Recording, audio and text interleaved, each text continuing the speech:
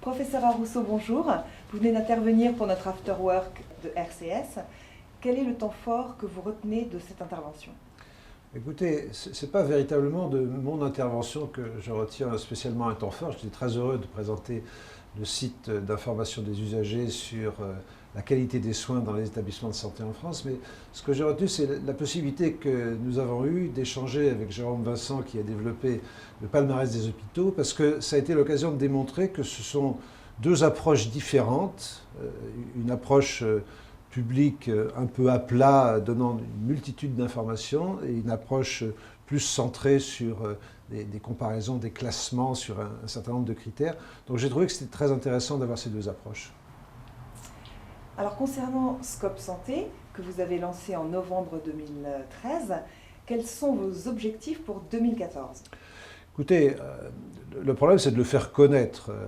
Alors le faire connaître d'abord aux professionnels de santé. Je pense que les établissements de santé, comme ils sont les premiers concernés, ils ont contribué, ils connaissent le site. Les médecins de ville beaucoup moins, et ils sont aussi concernés, parce que c'est important pour eux de savoir quelles sont les qualités des établissements dans lesquels ils envoient des patients.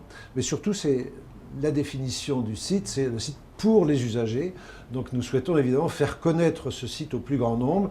Bon, pour l'instant, le site vient de débuter. Nous avons eu près de 75 000 visites en 2 mois. C'est évidemment très encourageant d'un côté, mais totalement insuffisant de l'autre. Donc l'objectif, c'est effectivement d'aller partout, et finalement cette réunion y contribue, d'aller partout, faire savoir qu'il existe maintenant un site public d'information. Entendu. Et puis notre dernière question traditionnelle, vous avez découvert RCS, Réseau Communication Santé. Si vous choisissez une lettre, quelle serait-elle? Écoutez, je ne suis pas un homme de réseau, je ne suis pas, sans doute vous en êtes rendu compte, extrêmement porté vers la communication. Donc pour moi, incontestablement, c'est le S de santé. J'y ai consacré ma vie comme médecin cancérologue spécialisé dans les maladies malignes de la moelle osseuse et du sang, hématologue.